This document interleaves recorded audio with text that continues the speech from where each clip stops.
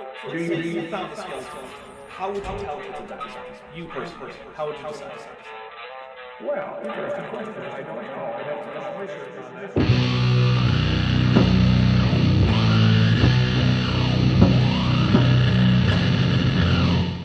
Hey there, YouTube, the Dapper Dinosaur here. Today we're going to look at a show from the Institute for Creation Research. It's hosted by Trey Bowling and Ivana Samiti, with guests Joe Martin and Frank Sherwin. Now, Martin is called a doctor in this, but let's keep in mind that his doctorate is in dentistry, from the University of Pittsburgh Dental School. Now, that is not an easy degree to get by any means, and I don't want to diminish the accomplishment. But also, it is not in fact a degree in evolutionary biology or anything like it.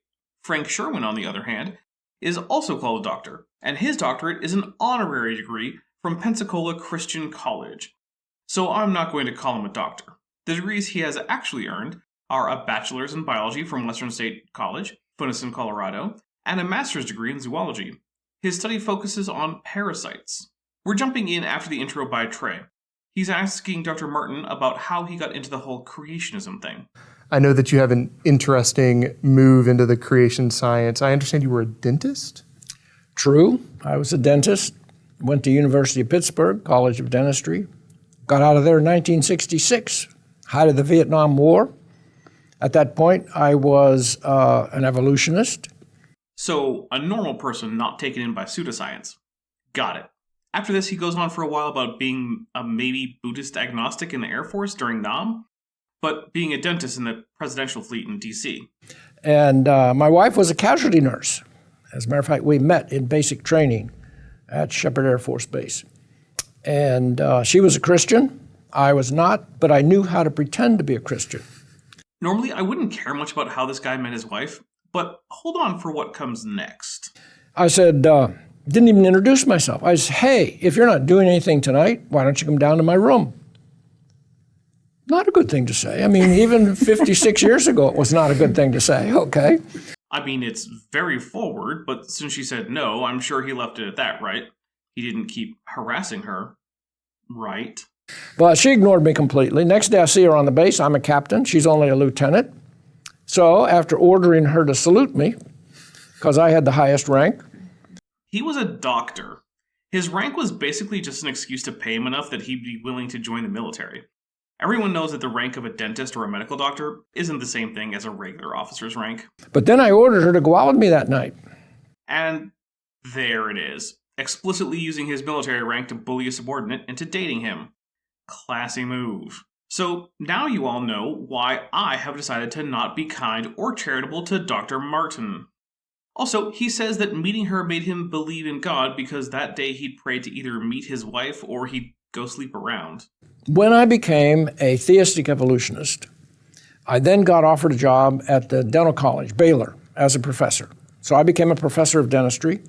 He makes it sound like they wouldn't hire him if he weren't a theistic evolutionist. I very much doubt that. They probably wanted a veteran more than they wanted someone with the exact view on biology that they were looking for.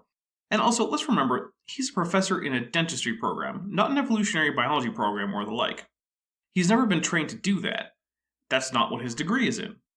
And my first lecture was on the evolution of the tooth from fish scales, because I'm still an evolutionist, but I'm a Christian, so I still believed in evolution. Well, two of my students challenged me after that lecture. Dr. Martin, would you please study creation science with us? We believe the whole universe is about 6,000 years old. We believe a flood covered this whole world maybe 4,500 years ago. Would you study that with us? I didn't even have to pray about it.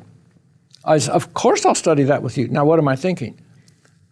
These guys are back in the Stone Ages. Crazy. How did they get in dental school? Doesn't everybody know the scientists have proven billions of years? And they're telling me this whole thing is 6,000. Yeah, I'm going to study with them, okay.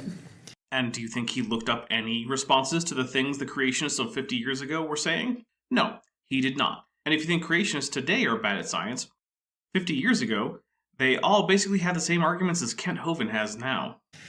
Well, it took almost 5 years for me to go from being a theistic evolutionist to being a biblical, young earth, global flood creationist, which is where I stand today.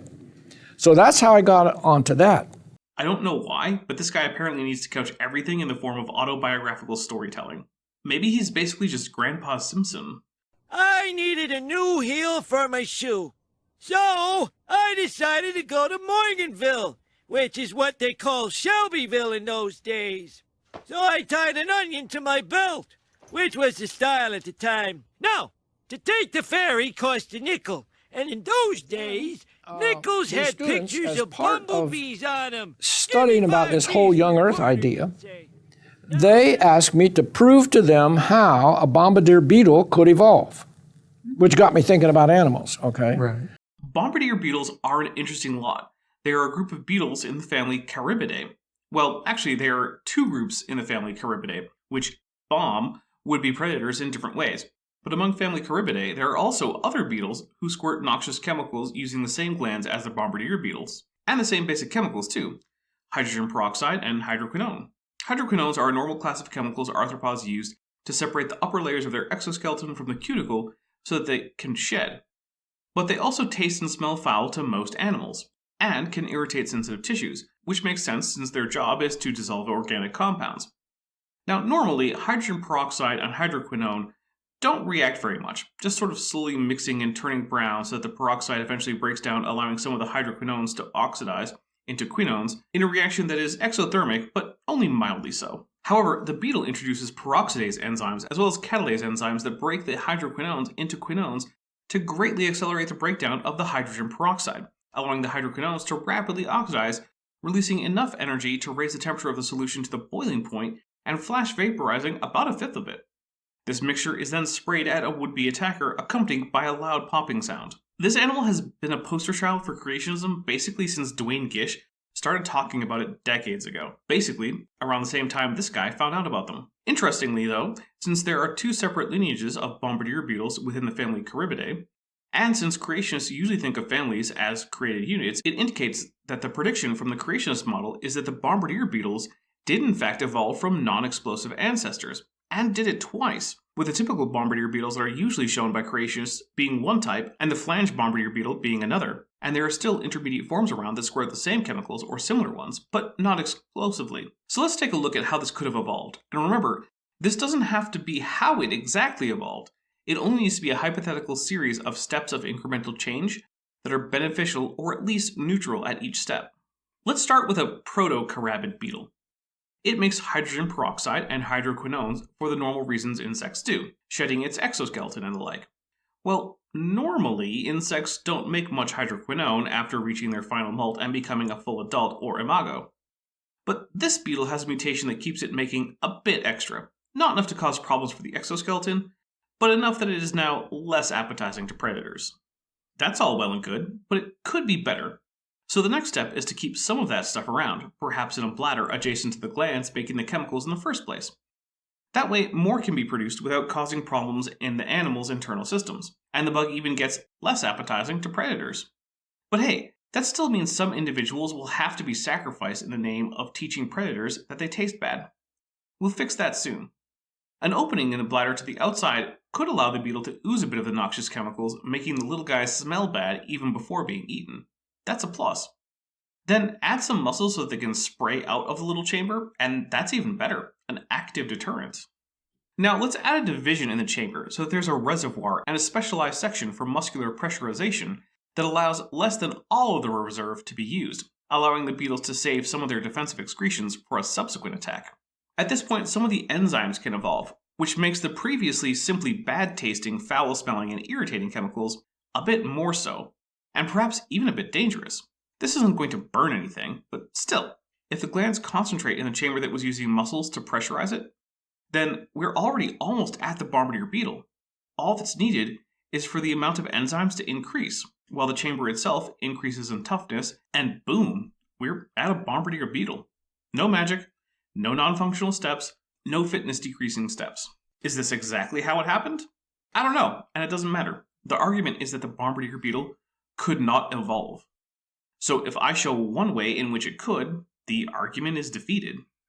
Now it's worth noting that when Dr. Martin was being misinformed about the bombardier beetle, creationists were incorrectly explaining the mechanism by which the explosion was produced. Duane Gish, who near as I can tell originated this nonsense, said that hydrogen peroxide and hydroquinone spontaneously explode when mixed together.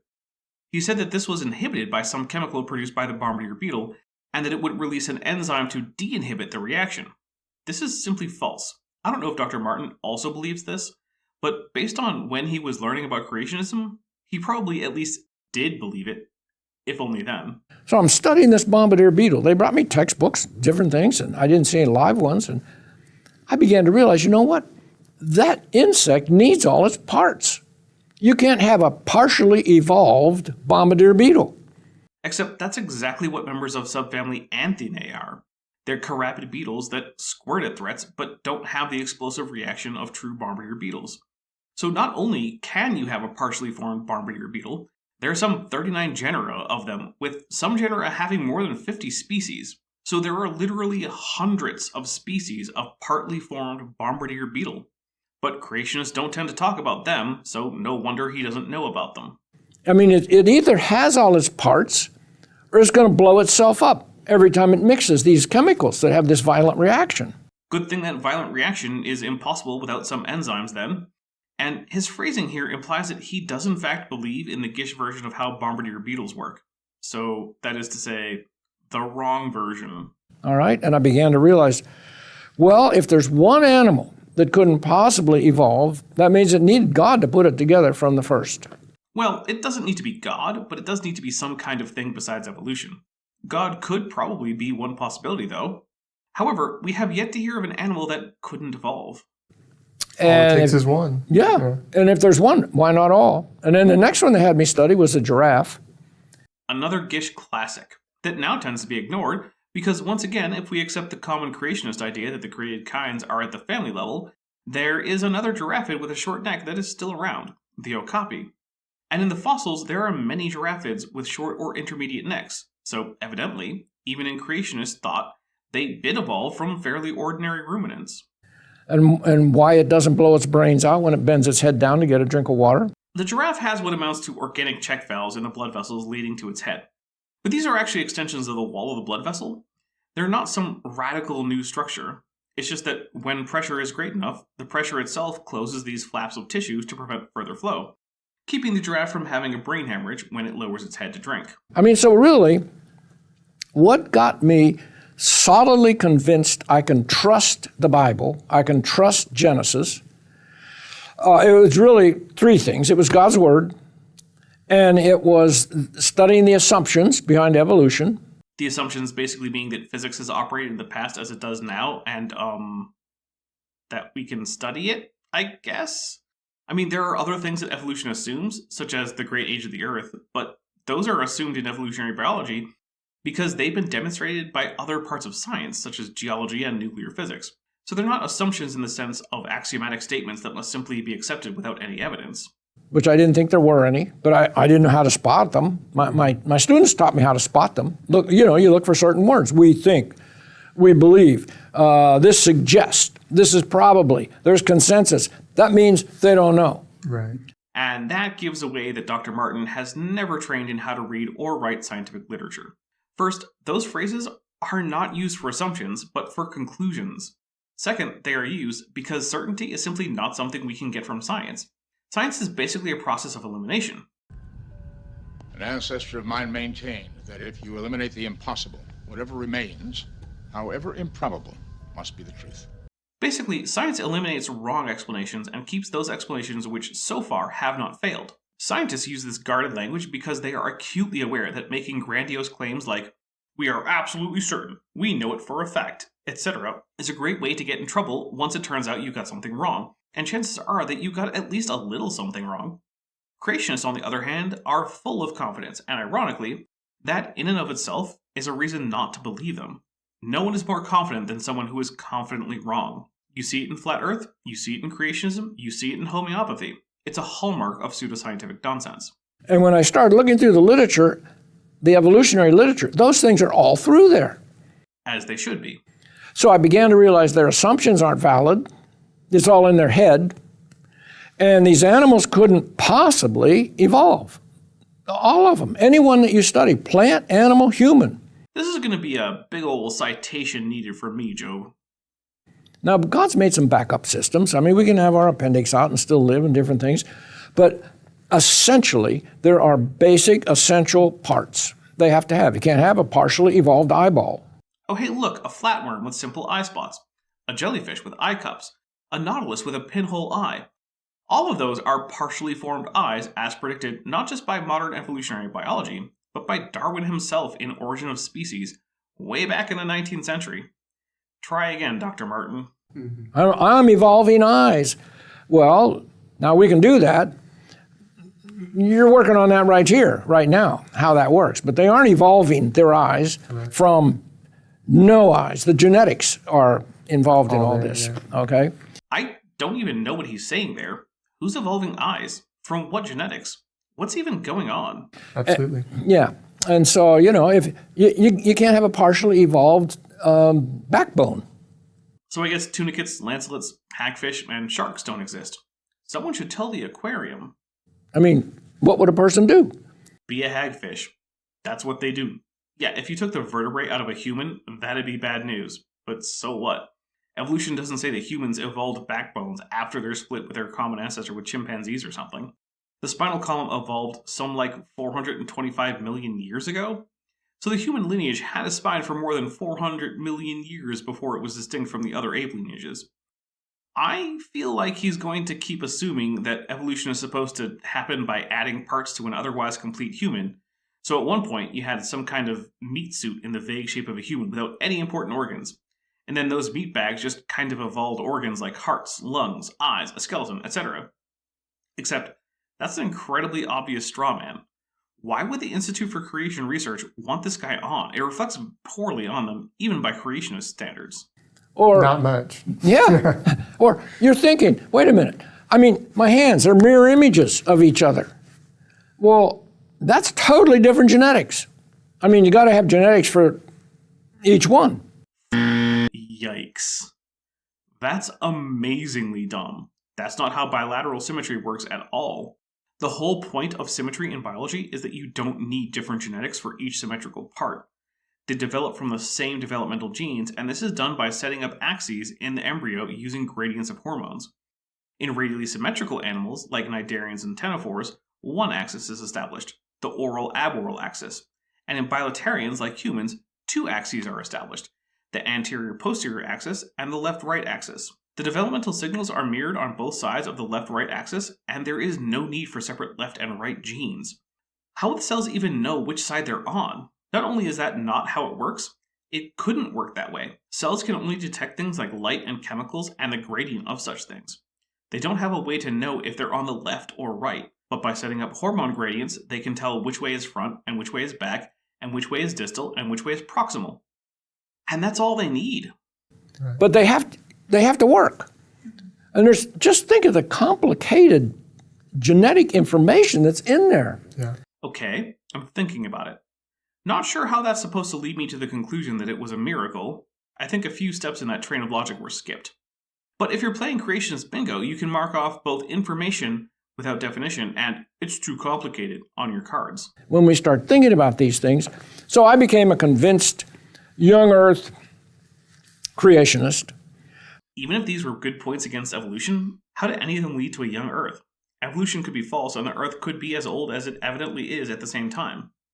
He then tells us about how he quit teaching at a dental college to go get a master's in theology from a nearby seminary. His biographical details are of no interest to me. Absolutely. And that leads us to, eventually, right? Your ministry now, Biblical Discipleship Ministries. Yes. And I know that a lot of it is centered around, animals, but it's not just about animals, right? Right. Hey, props for acknowledging organisms other than animals exist. It's honestly something that people tend to ignore. In fact, there's even a phenomenon called plant blindness. Ever notice that in sci-fi movies, people will go into alien worlds full of strange animals that are very unlike Earth life, but the plants are just Earth plants, complete with grass, flowers, and pine trees? That's because humans tend to see plants as just part of the landscape, and not as the dynamic, living organisms that they are. But you know who aren't just a part of the landscape? My subscribers. So take a moment to subscribe to the channel, hit that bell icon if you haven't already, and turn on all notifications. If you're feeling extra generous, why not join the channel or the Patreon, or just leave a super thanks. If not, just liking the video and sharing it helps a lot. I wrote a book called The Evolution of a Creationist, which was my testimony, basically. Right. Yeah. But in between each chapter, I have an animal, like the bombardier beetle, the giraffe, the woodpecker.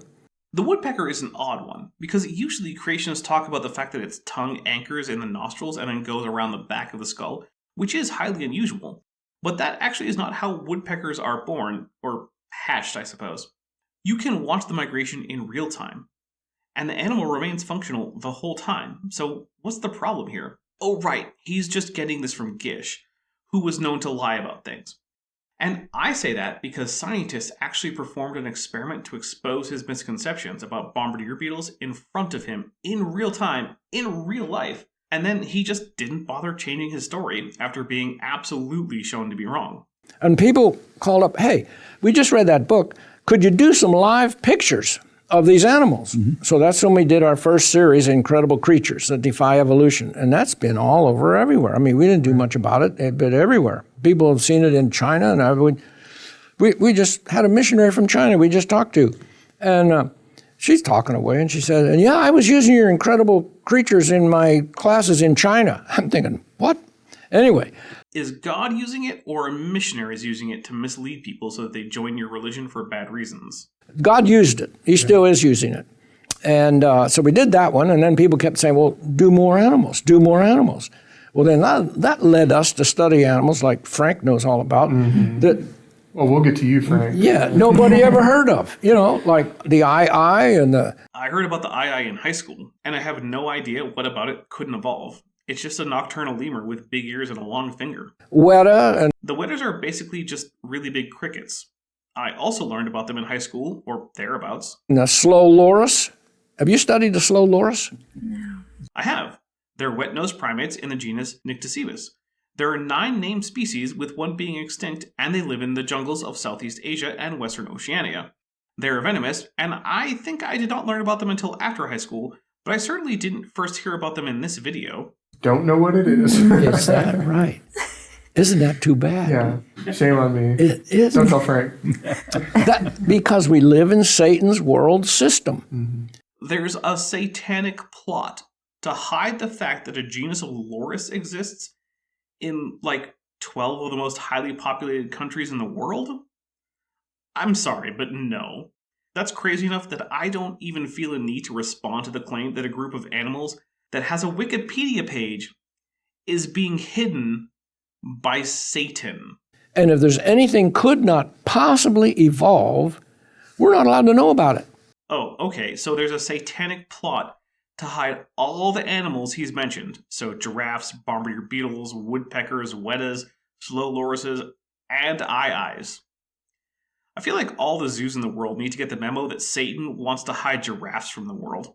Also, how did Weta Workshop, the New Zealand-based special effects and prop company that did the props and special effects for the Lord of the Rings films, get past the satanic conspiracy with that name? Once again, how did this nutjob not get vetted for the show?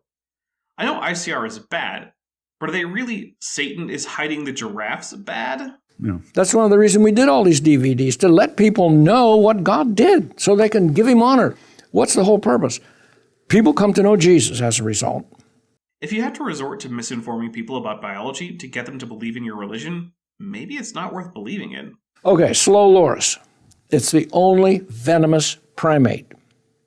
You can't have a venomous primate, according to evolution. Okay. Well, that's quite the claim. And why can't venom evolve in a primate? What is venom? Well, it's a biotoxin delivered through a wound, such as a slash or a puncture. This is in contrast with a poison, which is ingested.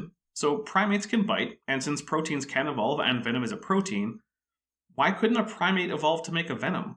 Now, if it evolved the hollow-fanged mouth parts of a spider, and it made a venom chemically identical to cobra venom, that would be hard to explain via evolution. In fact, that would be strong evidence against the idea that the slow loris evolved. But that's not what's going on here. So it has venom glands under its arm, right in here. And when it needs venom, it just licks the gland. I can't get mine up there anymore. Practice that flexibility a little bit, right? I think this one's metal. This one's, anyway. So, yeah, it'll lick it and mix it with saliva, and then it bites. Venom. Venom is with a bite. Poison, you swallow. That's true. That's true. But also, mother slow lorises will groom their young with their teeth combs after licking this venom, covering the young with a toxin which makes binturongs, clouded leopards, and sun bears at least, show strong negative reactions. So even without the bite, the venom is a powerful deterrent to predators. We did some of those animals. People kept saying, do more, do more, do more. Well, then we took a trip to Alaska. Oh, so no actual reason why the slow loris couldn't evolve. That's just a bald assertion. Fun. Well, in fact, there are no particular barriers to the evolution of this venom. Chemically, it is very similar to the chemical in cat dander that causes allergies in susceptible humans. One interesting hypothesis is that it actually evolved primarily to smell like cobra venom, and that the allergenic nature of the chemical may have been a byproduct of that, which was then further enhanced by natural selection. I don't know if that's actually what happened, but it's a cool possibility. A family up there, the Peranian family, he's a pilot with Alaskan Airlines. He said, if you'll just come up, I'll fly you up and we'll take care of you. And they really did. We got to see the humpback whales with their bubble nets coming up, with their mouths open, 3 at a time we saw. And we saw the puffins and murres, and we saw these beautiful birds. And we thought, you know what, we need to do that. We need to make some videos with all these Alaskan animals. This just in. Old man looks at cool animals, decides for no reason that they couldn't evolve, and that Satan must be hiding them. That's the whole story he just told. So we started with one video, and that went to 2, and now we're finishing, I think, at 3. Unless you find more animals. We've already found more animals. But it's like someone said, we need to do barnyard animals. I'm pretty sure this guy's whole career in creationism is just pointing at something cool in the animal kingdom and then just asserting that it couldn't evolve without ever saying why. Okay. Everyone wants you to leave Alaska. That's what it is. Yeah, exactly. So, you think, like a caribou. Unbelievable. But a caribou, it's the only deer that the female has antlers too. That's mostly true. Female deer of other species can grow antlers, but usually that's because they are overproducing testosterone, or are especially sensitive to it, or are less sensitive than usual to estrogen.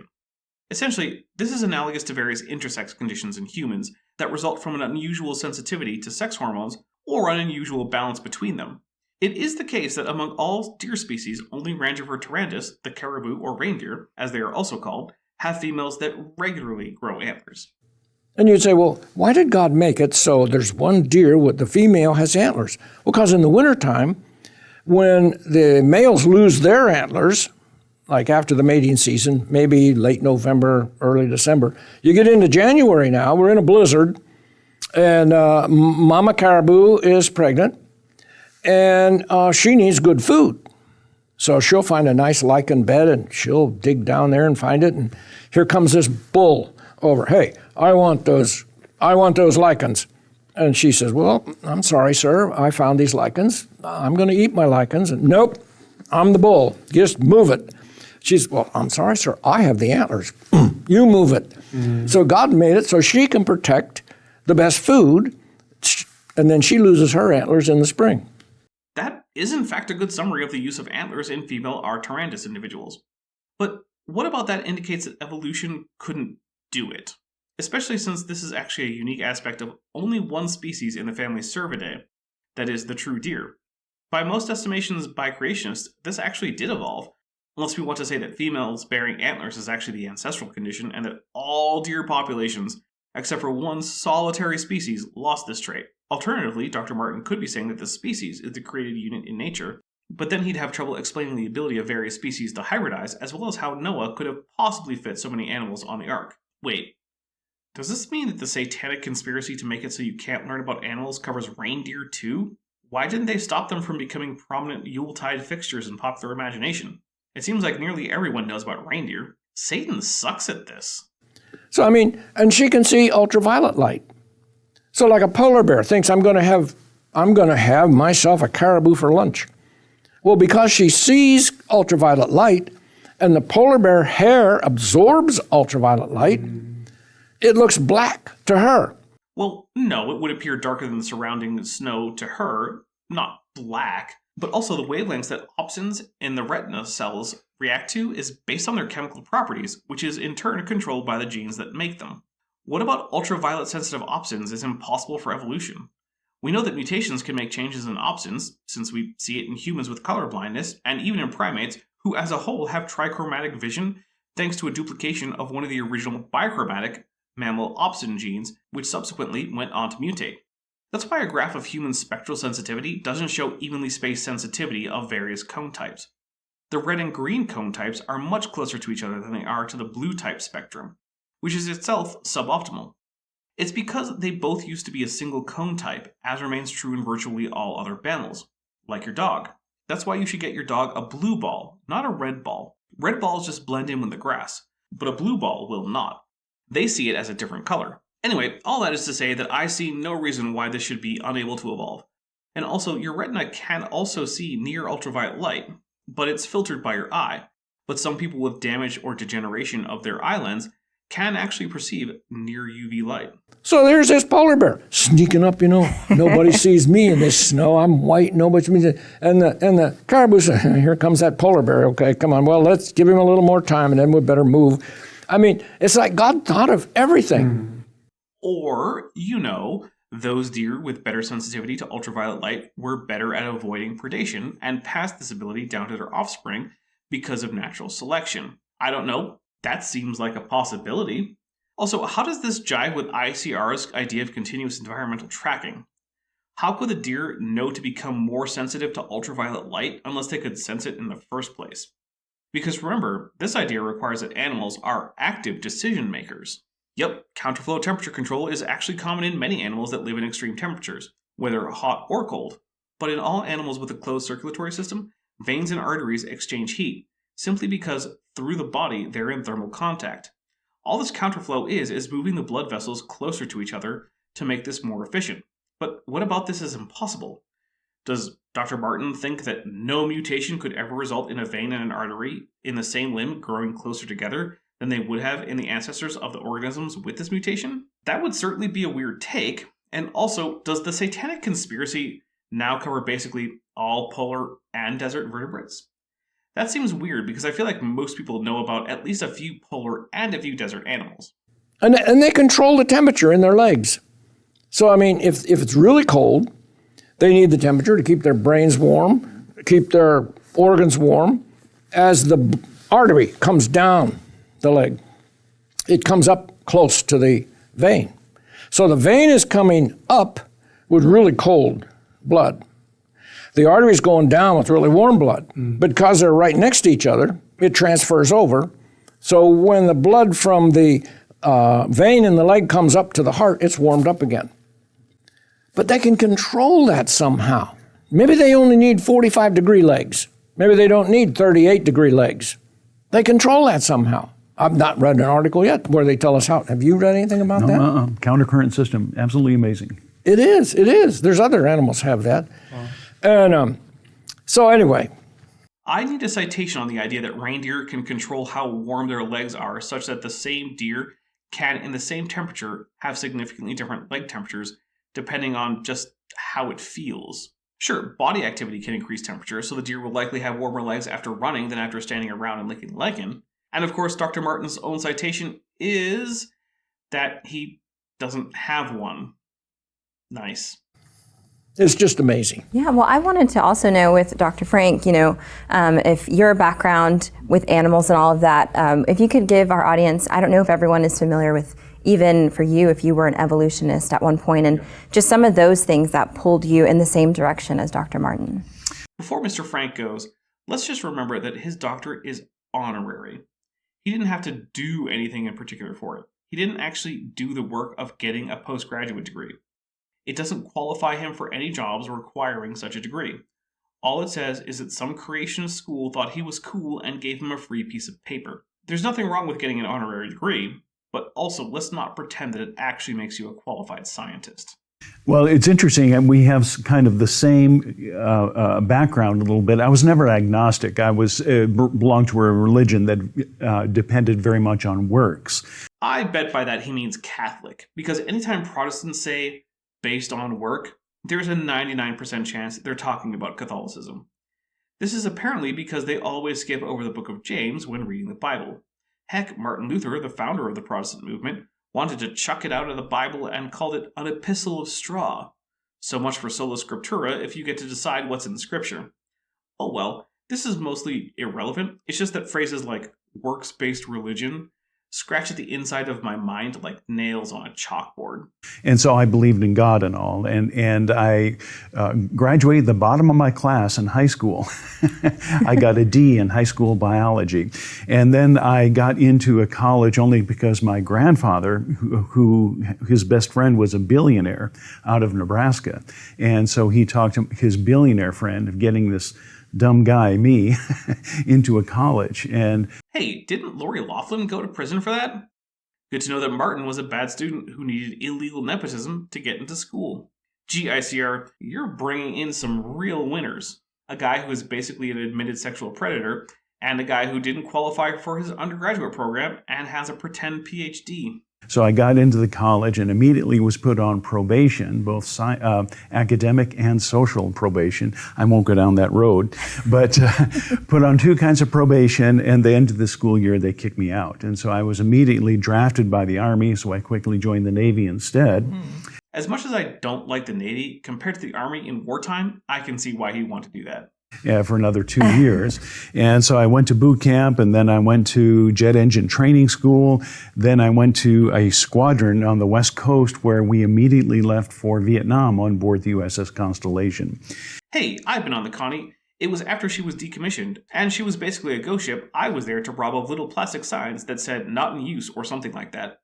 But still, I've been there. I went all over the engine rooms, down a lot of the corridors, walked around the hangar bay.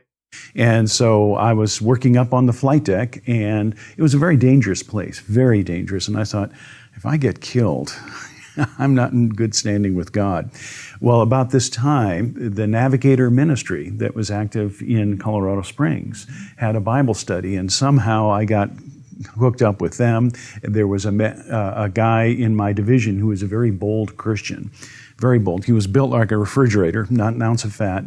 And he wasn't arrogant, but he was quite bold. Sounds like he was preachy.